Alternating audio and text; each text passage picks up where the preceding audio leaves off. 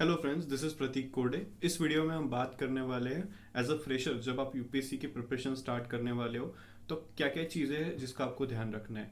Market में बहुत सारे क्लासेस है और बहुत सारे लोग हैं जो कह रहे हैं कि ये क्लासेस ले लो वो क्लासेस ले लो, बट क्या सच में क्लासेस ज़रूरी है? I have clear this exam UPSC CDS and AFCAT without this classes, without the help of these classes जो यहाँ पे मार्केट में अवेलेबल है। सो क्या क्लासेस सच में इंपॉर्टेंट है? The answer is no, it is something की जो आपके अंदर से आती है and you have to do it. So, with my experience that I'll tell you, after this I'll be uploading some of my experiences of SSB interview at Allahabad and Gandhinagar and so many places.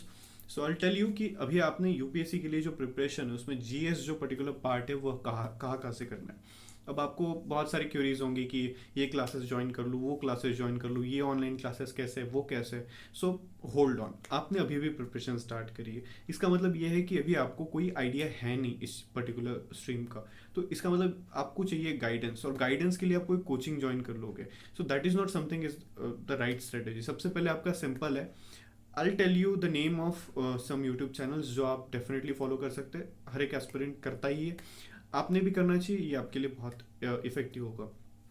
नौ अगर हम UPSC की एक preparation होती है उसको broad basis में divide करते हैं, जब से सी सैट क्वालिफाइंग हो गया है तो उसका जो पर्टिकुलर पार्ट होता है हम पैराग्राफ से निकाल देते हैं। मतलब पैराग्राफ अगर हम अच्छे से कर लेते हैं आराम से 2 घंटे में 40 question, so that is more than sufficient. अगर हम अराउंड 30 क्वेश्चन भी करेक्ट कर लेते हैं तो we are like clearing the marks. So that is not our concern. Our concern is कि हमें जीएस में कैसे निकालना है। तो जीएस का क्या होता है? GS is like most of the time we say कि इट इज स्टैटिक पेपर आ रहा है, करंट अफेयर पेपर आ रहा है, but most of the time it is current affair plus static. अब क्या होता है कि अगर स्टैटिक के भी कोई सवाल है तो वो करंट अफेयर्स डिराइव होते हैं कि करंट अफेयर में कहीं ना कहीं पे ये न्यूज़ में होगा, कहीं गूगल ने डूडल पे डाल दी होगी वो फोटो। तो अभी जैसे कि 2020 में आया था कि देयर वाज दिस लेडी जिनका गूगल ने डूडल बना दिया था, तो वो क्वेश्चन आ गया था। सो जो चीज़ न्यूज़ में होती है उसके चांसेस जो है वो बढ़ जाते हैं, इसलिए करंट अफेयर्स का जो रोल है प्रिपरेशन में बहुत बढ़ जाता है। तो सबसे पहले एज अ बिगिनर आपने स्टार्ट क्या करना है, कैसे करना है कि बहुत सारा सिलेबस है तो प्रिपरेशन के टाइम पे हमको लगता है कि ये भी पढ़ो वो भी पढ़ो, ये भी किताब पढ़ो वो भी किताब पढ़ो।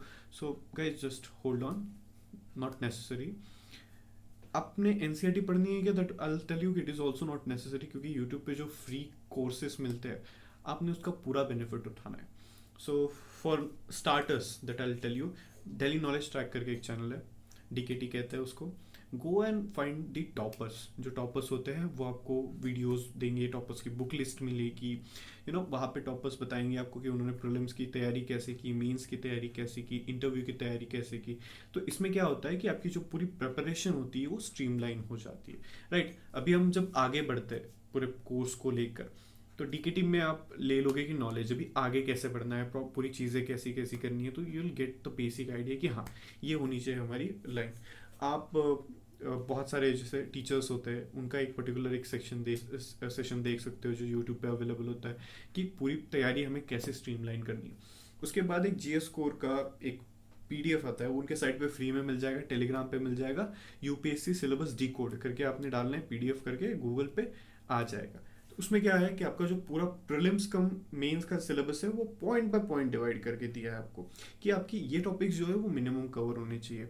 अब रहा सवाल आपने क्या क्या पढ़ना है, सिंपल है, आप एनसीईआरटी से स्टार्ट करोगे। आपको बेसिक एनसीईआरटी करनी है, डिपेंड करता है आप पे, आपका बैकग्राउंड क्या है, आपको कितना इंटरेस्ट आता है सब्जेक्ट में, उसके हिसाब से आपके पास टाइम है गो विद द बेसिक एनसीईआरटी। आपके पास टाइम नहीं है, फॉलो द यूट्यूब चैनल्स। वहाँ पे क्या होता है कि आपको एक कंसाइज वे में कम टाइम में बहुत ज़्यादा कंटेंट मिल जाता है। सो या the book list is very similar. आप स्पेक्ट्रम यूज़ करोगे मॉडर्न के लिए, मेडाविल के लिए कुछ किया नहीं किया, एक शॉर्ट नोट्स यूज़ कर लिए, ठीक है। एंशिएंट के लिए you will go with the old NCERT और new NCERT, both are fine. लोग कहते हैं तमिलनाडु कर लो, पर क्या होता है ना, तमिलनाडु है छोटी सी, मतलब इतनी इतनी मोटी है, बट छोटी बुक है, आप अगर बैठोगे तो 1-1.5 दिन में ख़त्म हो जाती है, क्योंकि ज़्यादा कंटेंट कुछ है नहीं उसमें, बट चीज़ें हैं जैसे कि साउथ का जो आर्ट होगा, आर्ट एंड कल्चर, उसमें सपोर्ट करेगा, उसमें बहुत मदद करेगा। सो या फॉर पर्टिकुलर अगर कोई पॉइंट्स है आर्ट एंड कल्चर रिलेटेड चीज़ें तो आप उस बुक से करती हो, पर पूरा होल नहीं करना है साउथ तमिलनाडु जो स्टेट बोर्ड है उससे। स्पेक्ट्रम रखिए, एंशियंट के लिए रखिए और मेडावल के लिए रखिए। लक्ष्मीकांत रहेगी आपकी पॉलिटी के लिए, रमेश सिंह रखिए आप इकोनॉमी के लिए। ज्योग्राफी के लिए 11th-12 के NCERTs are more than suffice. कुछ पार्ट रहेगा जो आप जीसी लियोंग से कंप्लीट करोगे, जहाँ पे आपको you will get this basic idea सारी चीज़ें। मैप्स जो आप पीछे देख रहे हो same you can have it. ये मैप्स जो होते हैं बहुत इंपॉर्टेंट, आपको बहुत रोल प्ले करते हैं। जैसे जापान के 4 आइलैंड है वहीं पे है, बार बार देखोगे कि Honshu, Hokkaido, Kyushu, Shikoku. No these are something that हम बार बार जब देखेंगे तब पता चलेगा। कैस्पियन सी के अराउंड कौन सी कंट्रीज है, इंडियन ओशन बॉर्डर्स में कौन कौन सी चीज़ें हैं, जैसे कि यहाँ पे आप देख सकते हो, यहाँ पे श्रीलंका है, दीज ऑल थिंग। यहाँ मेडागास्कर है, तो ये सारी चीज़ें आपको, यहाँ पे मेडागास्कर है, तो ये सारी चीज़ें जो है कंट्रीज आप देखते रहते हो, कैपिटल्स आप देखते रहते हो, राइट डाउन द करेंसीज। अगर यहाँ पे देखोगे तो सम माउंटेन रेंजेस है, तो इनको हम आंखों के सामने रखना है। अगर आ जाए यूपीएससी में कि नॉर्थ से साउथ लगा दो ये माउंटेन रेंज, साउथ से नॉर्थ लगा दो, रिवर्स है ऊपर से नीचे लगा दो, ईस्ट से वेस्ट लगा दो, तो ये चीज़ें आराम से हो जानी चाहिए। और ये पॉसिबल होता है सिर्फ मैथ से। और हो सके उतना एटलस करिए, मज़ा आता है, खेलिए एटलस पे। उसके बाद कहाँ से फ्री मटेरियल का आपने जो है वो देखना है। जैसे बहुत सारे बच्चे कह रहे थे कि हमने कहाँ से बेसिक स्टार्ट करना है। सो बेसिकली बहुत सारे चैनल्स हैं यूट्यूब पे, बहुत सारे चैनल। पर कुछ इनिशिएटिव्स थे जो यूट्यूब के थे, फ्री थे, मैंने यूज़ किए थे उनको, और I would be very honest बहुत इफेक्टिव थे। एटलीस्ट जीएस की प्रिपरेशन में उन्होंने बहुत मदद की। Like I cleared AFCAT and CDS. The reason was mainly because of these. I have gone through a lot of books, पढ़ा है मैंने, बट जब हमें कंसाइज करना होता है, जब इंपॉर्टेंट चीज़ें आती है, तो हम रिविजन नहीं कर पाते। सो अनअकैडमी ने एक राइज 2.0 करके, राइज 1.0 करके एक क्रैश कोर्स स्टार्ट किया था।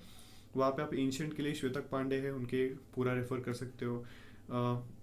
2x में लिए, 1.5x में देखिए, उनके PDF डाउनलोड कीजिए।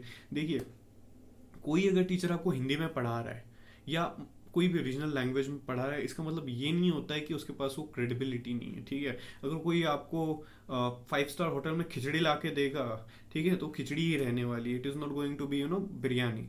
तो जहाँ पे आपको जो मिलता है ना, कंटेंट पे फोकस करिए, ठीक है। ये मतलब नहीं होता है कि ये टीचर इतना फलाना है, इसका ये है, वो डजेंट मैटर।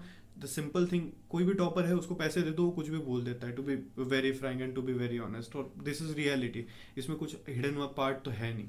तो रहा सवाल, you'll be like ये टीचर्स, इनकी क्रेडिबिलिटी क्या है। तो these are someone who have written the mains and they have good experience about the during the preparation time.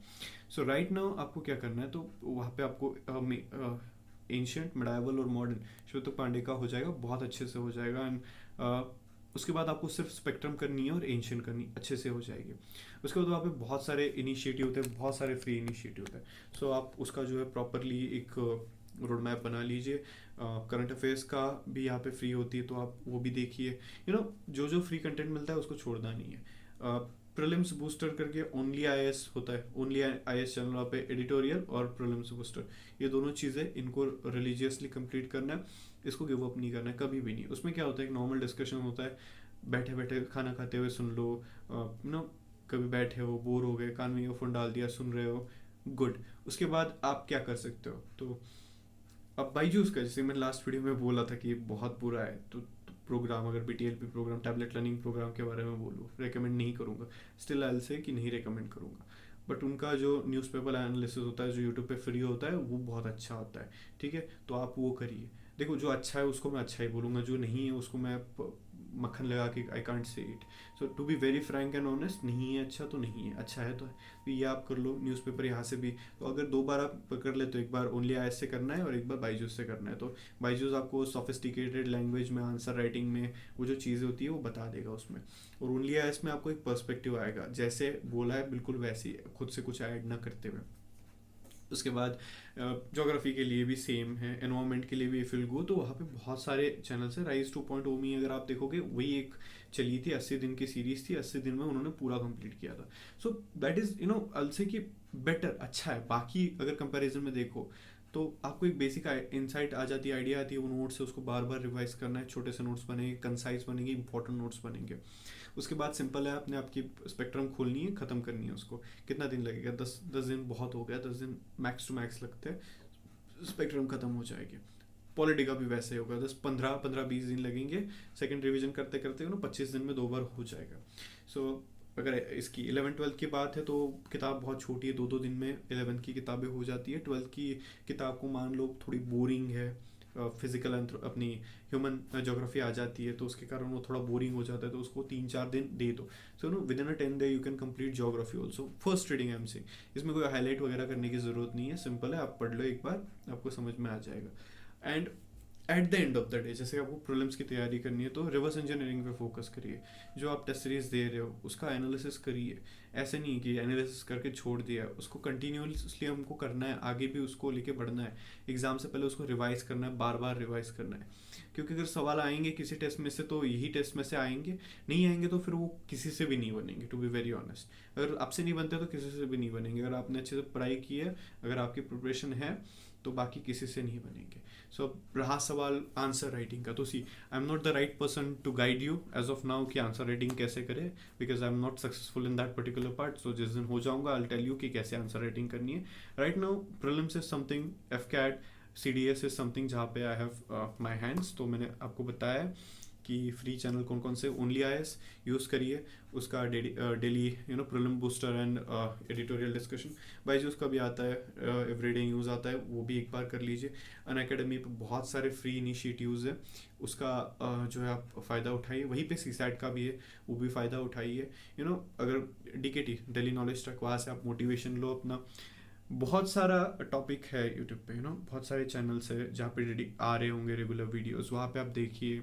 अगर इंडियन एक्सप्रेस है तो एक कोई इंडियन एक्सप्रेस के लिए चैनल देख लीजिए। व्हेन आई वाज प्रिपेयरिंग, कुछ मयूर मोगरे सर का एक चैनल आता था, you can do from there also, वरना इवन अनअकैडमी पे आता है। तो आई एम नॉट सेइंग कि कोई इंस्टीट्यूशन है जो दे रहा है तो अच्छा, मतलब अगर जो भाई जो उसका टैबलेट लर्निंग प्रोग्राम, उनके यूट्यूब पे जो वो डेली न्यूज़पेपर एनालिसिस अपलोड करते हैं, उसका अगर 50% भी होता तो मैं कभी उस पर I wouldn't have made a video. मैंने I have called them every day, पर कोई आया नहीं है उनसे। Even recently I posted comment कि I didn't get a call, I didn't got a call. 3-4 महीने हो गए जब लास्ट टाइम मैंने कंप्लेन की थी, उस पर कोई एक्शन हुई नहीं है उनके। सो टू बी वेरी ऑनेस्ट, यहाँ पे मैंने बताया कि एज अ बिगिनर आपको क्या क्या करना है। सबसे पहले DKT पे से आपकी स्ट्रेटेजी बनाई है, टॉपर्स के बुक लिस्ट देखिए, ठीक है। ज़्यादा मटेरियल के पीछे भागना नहीं है, कम से कम कंसोलिडेट कीजिए और उसी को जो है आगे बढ़िए। उसके बाद स्टार्ट विथ मीन्स, आपकी जो तैयारी होती है नॉर्मल आंसर राइटिंग करिए। बहुत बुरे आंसर होंगे, कोई नहीं होता, आप जब प्रीलिम्स के बाद देखोगे तब बहुत बुरे आंसर्स होंगे, इसीलिए आज से स्टार्ट करिए। एक फॉर्मेट, इंट्रोडक्शन, बॉडी और कंक्लूजन, ये फॉर्मेट की प्रैक्टिस कर लीजिए पहले 6 महीने। उसके बाद लोग कहते हैं कि नहीं 2 महीने दो प्रीलिम्स को, 3 महीने दो प्रीलिम्स को, 4 महीने दो। आई वुड से डेडिकेटेडली 6 महीने दो प्रीलिम्स को। ये मैं इसलिए कह रहा हूँ क्योंकि क्या होता है ना, अगर आपने प्रीलिम्स नहीं निकाली तो आपका पूरा साल जाता है। That is what happened with me. Few marks से जब कटती है तो बहुत दर्द होता है। सो रिमेंबर दिस थिंग कि अगर आप कर रहे हो प्रीलिम्स की तैयारी तो 6-7 महीने का दो। पहली प्रीलिम्स है, दूसरी प्रीलिम्स है, डजेंट मैटर, 6-7 महीना दो। क्योंकि अगर प्रीलिम्स में आपके फैक्ट्स जो है वो क्लियर हो जाते हैं एक बार, तो आपको जो है आगे बढ़ने में कोई परेशानी नहीं होती। आप आंसर राइटिंग कर सकते हो, आपको बस फॉर्मेट में खुद को लाना है और पेज जो है आपका रीजनरेट करना है। नेक्स्ट वीडियो में will talk about anthropology as an optional. मैंने बहुत सारे वीडियोस एंथ्रोपोलॉजी के डाले, बहुत सारे बच्चों ने लाइक्स किया, उसके लिए I am really thankful to them. And thank you guys, will see in the next video, will meet in the next video.